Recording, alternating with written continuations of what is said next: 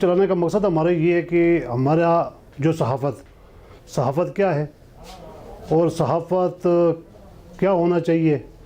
جس طرح ہم بہت بڑا دعویٰ کرتے ہیں کہ جو صحافت ہے وہ اسلام کا چوتھا ستون ہے، لیکن کافی لوگ اپنی محنت کرتے ہیں، کافی لوگوں کے ساتھ ظلم بھی ہوتا ہے، کافی لوگ ایسے بھی ہیں جو صحافی نہیں ہیں، جو صحافیوں کو بدنام کر رہے ہیں. اور اس کے ساتھ ہمارے بہت معزز مہمان ہیں. انور صاحب چترال سے ہیں اور کھوکر صاحب ہمارے اسلام آباد سے ہیں. ان سے بھی ڈسکشن کریں گے کہ پہلے تو ہم انور بھائی سے بات کرتے ہیں کہ انور بھائی، یہ جو صحافت کا نام ہم اونچا کر رہے ہیں، اور آیا ایسی کیا چیز ہے جو ہم صحافیوں بھائیوں کی ایک آواز نہیں ہے، ایک قلم نہیں ہے، اور ایک جگہ پہ ہم اکٹھے کیوں نہیں ہوتے؟ یہ اصل وجہ، اس پہ آپ کیا کہنا چاہتے ہیں؟ اچھا، پہلی بات تو یہ کہ جہاں تک صحافی اور صحافت کا تعلق ہے، پاکستان اور آئین پاکستان کا چوتھا ستون صحافت کو مانا جاتا ہے. اس کے بہت ہی دورست نتائج ہوتے ہیں. صحافت کے ذریعے سے آپ ملکی جو خاص کر کے امیج ہے، اس امیج کو بہتر بنانے میں، پھر لوگوں کو آگاہی دینے میں، پھر ساتھ ساتھ یہ کہ جو آپ کے ملک میں ظلم بربریت مختلف شکلوں میں، مختلف صوبوں میں، مختلف جگہوں میں پائے جاتے، اس کو آپ ایکسپوز کرتے ہیں. تو اسی سے جڑی ہوئی جو طبقات ہیں ہمارے معاشرے میں، جو کہ صحافیوں کو ملائن کرتے ہیں، کیونکہ آپ جب صحافت کرتے ہیں، صحافت کا جو ایک بہت خوبصورت لفظ ہے، یہ صحیفہ سے نکلا ہوا ہے. صحیفہ مطلب آسمان سے کوئی جو الہامی کتابوں کا جو مختلف شکل میں وہ چیزیں ہوتی تھیں، اس کو بھی صحیفہ کہا جاتے تھے. تو صحافت سے جڑے ہوئے لوگ بہت ہی معتبر ہوتے اور یہ بہت ہی معزز پیشہ ہے. اس کو سمجھ کر اپنے پاکستان خداداد مملکت کے اندر ہم صحافی اور صحافت کو رائج کرنا چاہیں تو اس میں سب سے پہلے آپ نے سچ کا ساتھ دینا ہے. اور سچ یہ ضروری نہیں کہ اس ملک میں بسنے والے طبقات اور اس میں رہنے والے پارٹیز جو مختلف شکلوں میں سیاست کرتے ہیں تو ہم کسی ایک سیاستدان کا یا ایک پارٹی کا سائٹ لے کے اس کو لے کے چلے، بلکہ ہمیں جس پارٹی میں خرابیاں، کوتاہیاں، غلطیاں نظر آتے ہیں تو صحافی کو باعث نہیں ہونا چاہیے اور آئین پاکستان کے ساتھ چلنا چاہیے. آئین پاکستان کی بات ہم کرتے ہیں تو وہ تمام شہریوں کو ایکول حقوق دیتے ہیں. تو اس ایکول حقوق کے اندر صحافی کو دیکھنا چاہیے کہ کہاں کہاں انسانی حقوق کی پامالی ہو رہے، کہاں کہاں ہماری جمہوری جو عمل ہے اس کو روکا جا رہا ہے، کہاں کہاں اس جمہوری عمل کو روکنے کے جو عوامل ہے ان کو مطلب ہم کسی بھی صورت برداشت نہیں کرنا چاہیے. کسی بھی صورت ان کو ہم سمجھنا چاہیے کہ ان کو بھی دستوری اور جمہوری اور آئینی عمل کے اندر رہتے ہوئے اپنا کام کرنا چاہیے، چاہے وہ ادارے ہو، چاہے وہ انڈیویجول ہو، چاہے وہ سیاستدان ہو. تو میں سمجھتا ہوں کہ آج کی جو پروگرام آپ نے جو پوچھا، صحافی اور صحافت کیا ہونا چاہیے، ہمیں اس تمام چیزوں سے دور رہ کر ایک چیز طے کرنا چاہیے کہ ہم جتنے بھی پاکستان کے اسٹیک ہولڈرز ہیں اس کو قانون کے دائرے میں لانا چاہیے. وہ چاہے ادارے ہو، چاہے سیاست کے جمہوری اصول ہو، ان کو سب کو ایکول اور انسانی اور جمہوری جو ہماری جو بک ہے، آئین ہے، اس کے اندر ہونے چاہیے. ساتھ ساتھ یہ کہ جتنے بھی صحافتی ہماری صحافی برادری ہے اس کو چاہیے کہ وہ کسی پارٹی کا فریق بن جائے یا اس کے اسپوک پرسن بن جائے، بلکہ ان کو چاہیے جہاں بھی غلطی ہے، لیٹ سپوز ابھی جو ایک روایت جنم لے چکی ہے کہ جو اس طرف ہے وہ سچ ہے، اس طرف ہے وہ غلط ہے. اب دونوں طرف سے یہ پارٹی بھی اپنا موقف رکھتا ہے کہ میں سچ ہوں، دوسرا پارٹی بھی کہتا ہے میں سچ ہوں، تو سارے سچ ہے، غلط کون ہے؟ تو اس میں صحافی ہی اس چیز کو سامنے لے آ سکتے ہیں، غلط کون ہے اور سچ کون ہے. تو ہمیں صحافیوں کو چاہیے کہ پارٹی نہیں بننا چاہیے. پارٹی بنے بغیر جو بھی جس پارٹی میں، چاہے وہ پی ٹی آئی میں ہو، نون لیگ میں ہو، چاہے پیپلز پارٹی میں، کہیں بھی کوئی خرابیاں ہو اس کو اسی انداز میں بیان کرنا چاہیے، کسی کے سائٹ لیے بغیر. تو اس لیے صحافت کے اندر مختلف ایجنڈا لے کر جو صحافی چل رہے تو وہ اس وجہ سے چل رہے کہ ہر کسی کا اپنا اپنا انٹرسٹ ہے پارٹیوں کے ساتھ وابستگی کا. اس وجہ سے وہ سچ اور حقیقت سامنے نہیں آ رہے اور صحافی برادری آپس میں ڈویژن کا شکار ہے، متفق نہیں ہے. میں کسی پارٹی کا اگر سپورٹ کر رہا ہوں، دوسرا پارٹی اس کے اگینسٹ ہے، تو ظاہر ہے میں ایک صحافی کسی ایک پارٹی کے ساتھ ہوں تو دوسرا صحافی دوسرے پارٹی کے ساتھ ہے تو میرے ساتھ وہ بیٹھنے کو تیار نہیں ہے, مجھے وہ صحیح سمجھنے کو تیار نہیں ہے, میں اس کو صحیح نہیں سمجھتا ہوں. تو یہ سارے ڈویژن ختم کر کے ہمیں یہ نہیں دیکھنا چاہیے یار ہمیں کسی پارٹی کا سپورٹ کرنا چاہیے, بلکہ آئین پاکستان کا سپورٹ کرنا چاہیے, جمہوری روایات کو فروغ دینا چاہیے. اس حوالے سے پھر ہمیں یکجا ہونا پڑے گا. جب یکجا نہیں ہوں گے, ہم یکمش نہیں ہوں گے, ہمیں کوئی بھی یوز کرے گا, کوئی بھی استعمال کرے گا اور اپنی ایجنڈے کو تکمیل دے گا, تو میں سمجھتا ہوں کہ تمام صحافی برادریوں کو ایک ہو کر ایک پلیٹ فارم کے اندر یکمشت ایک ایجنڈے کے اوپر ایک آئین پاکستان کے ساتھ کھڑے ہو کے کام کریں گے تو میرے خیال میں ہمارے آپس میں یہ ساری ڈویژن ختم ہوں گے.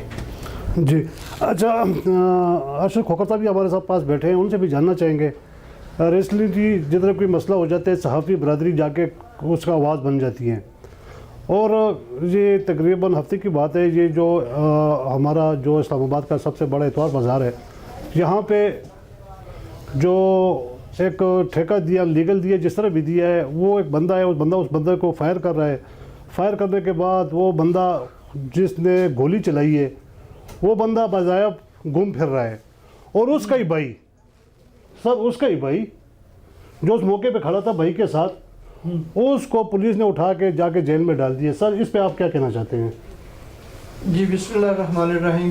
سب سے پہلے تو میں آپ کے چینل کا شکریہ ادا کرتا ہوں, آپ نے ہمیں مدعو کیا ہے. مصطفیٰ صاحب آپ نے بات کی صحافت کی اور پاکستان کے نظام کی, اس پہ عوام کو ایک آگاہی چاہیے. سب سے پہلے میں آپ کو یہ بتا دوں کہ صحافت کیا ہے. کسی بھی ریاست کو چلانے کے لیے اس کے 4 ستون ہوتے ہیں. نمبر 1 آرمی, نمبر 2 عدلیہ, نمبر 3 ایگزیکٹو, نمبر 4 صحافت. یہ 4 ستون مکمل ہوں گے تو آپ کا نظام مکمل ہوتا ہے. ایگزیکٹو کا کام ہے ملک کو چلانا, آرمی کا کام ہے ملک کی سرحدوں کی حفاظت کرنا, عدلیہ کا کام ہے ہر پاکستانی شہری کو اور ہر ادارے کو انصاف دینا. بدقسمتی سے نہ تو عدلیہ انصاف دے رہی ہے, نہ ایگزیکٹو ہی صحیح کام کر رہا ہے, اور نہ ہی ہماری آرمی اپنا صحیح کردار ادا کر رہی ہے. میں ٹو دی پوائنٹ بات کرتا ہوں. اور نہ ہی ہماری صحافی برادری صحیح کام کر رہی ہے, جس کی وجہ سے آج ملک آپ کا تباہ و برباد ہو چکا ہے. اگر یہ صحافی یا صحافت آنیسٹلی ایمانداری سے ہوتی تو آج پاکستان جس دوراہے پہ کھڑا یہاں نہ ہوتا. بات کی آپ نے صحافیوں کی, صحافی آج جوتے کیوں کھا رہے ہیں؟ اس کی مین وجہ یہ ہے کہ جیسے سیاسی پارٹیوں نے اپنی اپنی پارٹی بنائی ہیں, صحافیوں نے اپنے اپنے مقاصد کے لیے اپنے اپنے گروپ بنا لیے. مصطفیٰ صاحب یہ صحافت کا پیشہ بڑا مقدس پیشہ ہے. بیسیکل صحافت جو ہے اس کو کہا جاتا ہے جو کسی کی اصلاح کرے, وہ عوام ہو, وہ کوئی سرکاری ادارہ ہو, وہ کوئی ایگزیکٹو ہو, وہ کوئی بھی ہو.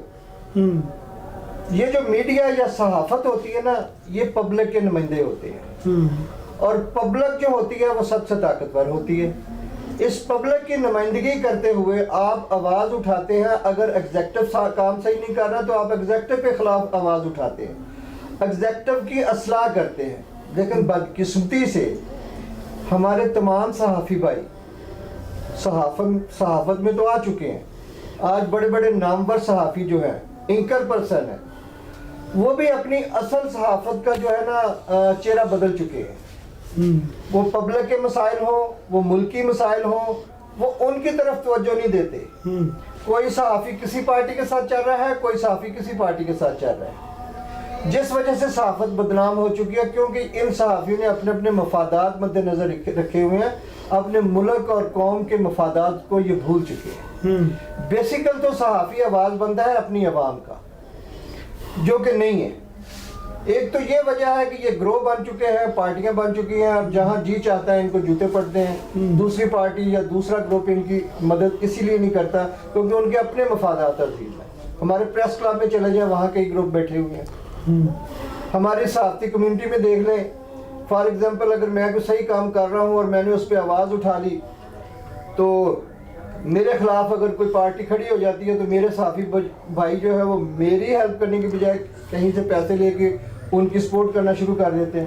تو یہ پھر صحافت تو نہ ہوئی, یہ بلیک میلنگ ہے, یہ پیسہ کمانے کا ذریعہ ہے جس کی وجہ سے صحافت بدنام ہو چکی ہے, جبکہ یہ نہیں ہونا چاہیے. ابھی بھی وقت ہے. میں تمام صحافی بھائیوں سے ریکویسٹ کروں گا, درخواست کروں گا کہ اپنا اپنا قبلہ درست کر کے اصل صحافت کی طرف آئے اگر اپنے ملک اور قوم کو بچانا ہے. رہی بات مصطفیٰ صاحب نے جیسے فرمایا کہ ایک دن ہم نے ایک پروگرام کیا ظلم کے خلاف. اسلام آباد کا ایک سب سے بڑا بازار اتوار بازار جو کہتے ہیں, جہاں 3 بازار لگتے ہیں, اکثر 20 سال سے وہ قائم ہے. وہاں متوسط طبقے سے لے کے رچ لوگ بھی جاتے ہیں, اپنی سبزی فروٹ دنیا اپنے گھر کی ضروریات زندگی کی تمام چیزیں ایک ہی چھت سے لے کے باعزت طریقے سے اپنے گھر واپس آ جاتے تھے. پہلی چیز تو یہ ہے کہ سی ڈی اے کی ایک اتنی بڑی ناکامی ہے کہ بازار تو اتنا بڑا بنا دیا لیکن اس کے لیے پارکنگ ہی نہیں ہے. افسوس, صد افسوس. جب شہری سودا صرف لینے کے لیے بازار جاتے ہیں تو ان کو پارکنگ کے لیے کوئی خاطر خواہ وہ جگہ نہیں ملتی.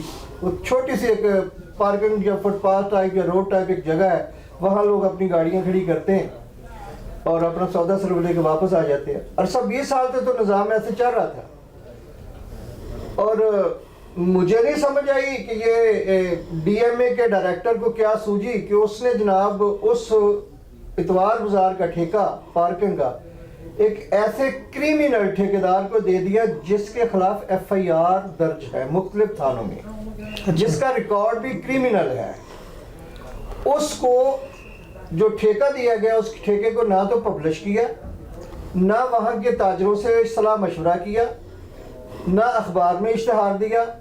ڈی ڈی اور ڈائریکٹر نے مل کے جناب بیٹھ کے وہ ٹھیکہ 70 لاکھ سالانہ پہ وہ ٹھیکیدار کو دے دیا. اب ٹھیکیدار کی کارکردگی دیکھیں, اس نے جناب اس جو اتوار بازار کے جتنے بھی ایگزٹ اور انٹر ہونے والے رستے تھے اس پہ اس نے بیریئر لگا دیے. بیریئر لگا کے اس پہ اس قسم کا ان پڑھ عملہ کھڑا کر دیا اور گنڈے قسم کے لوگ کھڑے کر دیے کہ جو شریف شہریوں کی نہ تو عزت نفس کو دیکھتے ہیں, وہ فیمیل ہو یا میل ہو, وہ بزرگ ہو یا جوان ہو, بیریئر لگا کے وہ ان کو روک لیتے ہیں, ان سے باقاعدہ پرچی کے نام پہ پیسے وصولتے ہیں اور ان کے وہ پرچی لینے کے لیے جو بیریئر لگایا ہے, بیریئر لگانے کا ظاہر ہے رش ہوتا ہے, بیریئر لگا دیتے ہیں تو روڈوں پہ میلوں دور ٹریفک جام ہو جاتی ہے. کشمیر ہائی وے یا سری نگر ہائی وے وہ بھی بند ہو جاتا ہے, دوسرے رستے ہیں جو بھی جس سائڈ کے بھی رستے ہیں وہ رستے بند ہونے شروع ہو جاتے ہیں. تو لوگوں کو بڑی تکلیف ہونی شروع ہو گئی. پرچی تو جو دینی ہے وہ تو دینی ہے لیکن اس کے ساتھ لوگوں کی عزت نفس پامال ہو رہی ہے, لیٹ ہو رہے ہیں, لوگ رش میں پھنس جاتے ہیں. اسی طرح مصطفیٰ صاحب جب لوگوں نے اپنا سودا سلب لے کے ذلیل و خوار ہو کے بازار سے نکلنا ہوتا ہے تو ایگزٹ ہوتے ہوئے بھی ان کو شام پڑ جاتی ہے, کئی گھنٹے وہ ٹھیکیدار کی ویریفیکیشن کرنے میں, پرچی کاغذ چیک کرنے کرانے میں لگ جاتے ہیں. تو لوگ خوار ہونے شروع ہو گئے. ہمیں کسی نے کہا کہ جی ہماری آواز بنے, ہم گئے, ہم نے وہاں جا کے وہ ساری اس کی کوریج وغیرہ کی تو پتہ چلا, ہمارے پاس پروف ہے, ایف آئی آریں ہوئی ہیں. تو جب ہمیں جا کے وہاں حقائق کا پتہ چلا تو وہاں کا جو یونین کا صدر تھا بازار کا, اس کو لوگوں نے شکایات کی کہ جناب والا ہم بڑے پریشان ہو رہے ہیں, نہ انٹر ہوتے ہوئے ہمیں کوئی وہاں پہ ایکسیس ملتی ہے, نہ نکلتے ہوئے ایکسیس ملتی ہے, ہم بڑے ذلیل و خوار ہو رہے ہیں, تو اس کا کوئی سدباب کرے. وہ بیچارہ جو یونین کا صدر تھا وہ گیا ٹھیکیدار کے پاس, اس نے جا کے ریکویسٹ کی کہ یار لوگ پریشان ہو رہے ہیں, یہ بازار کا بھی بیڑا غرق ہو رہا ہے, لوگ پریشان ہو رہے ہیں, تو ہم مہربانی کریں کہ بیریئر کو کھولیں تاکہ لوگوں کی جلدی جلدی ایگزٹ ہو اور وہ راستے بچ جائے. تو ٹھیکیدار نے اس کی سنی انسنی کرتے ہوئے پسٹل نکالا اور اس کو گولی مار دی. وہ بدقسمتی سے وہ بیچارہ گیا تو تھا اصلاح کے لیے لیکن اس کو گولی کھانی پڑی. اب گولی اس کے پاؤں پہ لگی تو وہ ہاسپٹل چلا گیا. اب قانون کا جنازہ دیکھیں کیسے نکلا. اس اتوار بازار کو جو تھانہ لگتا ہے, اس تھانہ کے ایس ایچ او صاحب جو ہے اس نے جناب اس گولی مارنے والے کے خلاف ایف آئی آر تو درج کر لی جب احتجاج وغیرہ تاجروں کا ہوا, مگر اس کو اریسٹ نہیں کیا.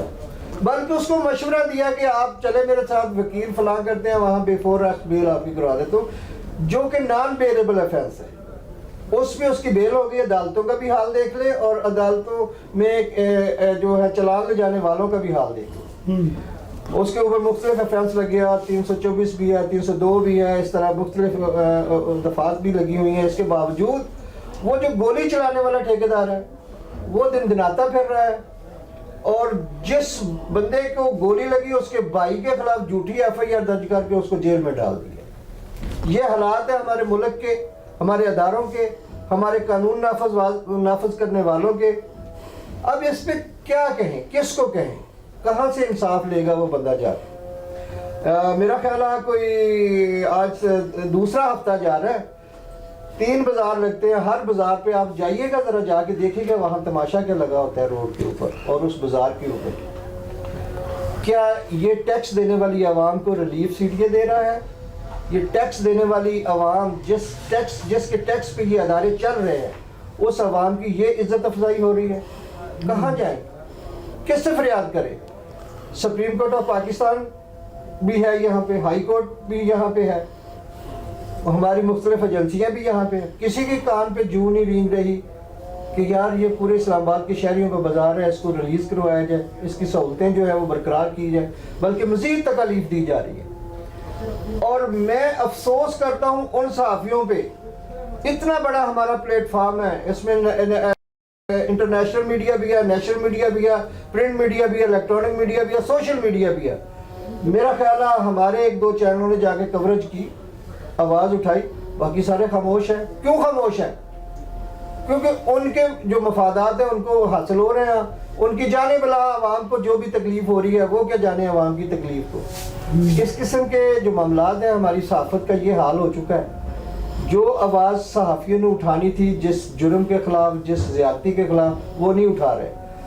ساری صحافت جو ہے وہ یا تو ہمارے ان چوروں ڈاکوؤں کے پیچھے لگی ہوئی ہے، ٹاک شو پہ لگے ہوئے ہیں، پارٹیوں کے ساتھ لگے ہوئے ہیں، پیسہ کمانے کے چکر میں لگے ہوئے ہیں. ملک اور قوم کے لیے صحافت کوئی بھی نہیں کر رہا، جبکہ صحافت میں یہ چیزیں نہیں ہونی چاہیے. آج اسی وجہ سے پاکستان کا اور صحافت کا جنازہ نکل چکا ہے. بہت شکریہ. جیسا ناظرین آپ نے دیکھا کہ جو ہمارے پاکستان ہے، جو پاکستان کے عدلیہ ہے، جو ہمارے نظام، ہمارے محافظ پولیس ہے، اور جو بھی آپ کے نظر آ رہے ہیں، سب کچھ نظر آ رہا ہے. لیکن میں ایک بات ان سے کرنا چاہتا ہوں، جو بندہ کرپشن کرتا ہے، جو بندہ کسی کے حق کے اوپر ڈھاکہ ڈالتا ہے، یہ پیسے کس کے لیے اکٹھے کر رہے ہوں؟ آج آپ سے پہلے بھی آپ کے بزرگ تھے، وہ خالی ہاتھ چلے گئے. آج آپ لوگوں نے بھی چلے جانا ہے. لیکن خدا را جو اپنا کام ہے، اگر صحافی ہے، صحافی کو اپنا کام کرنا چاہیے. اگر پولیس کا محافظ ہے، اس کو اپنے آئین اور جتنا قانون ہے اس کے حد تک ڈیوٹی کرنی چاہیے.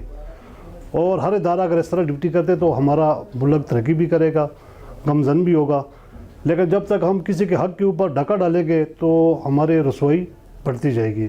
اس کے ساتھ ہم اجازت چاہتے ہیں. اللہ حافظ.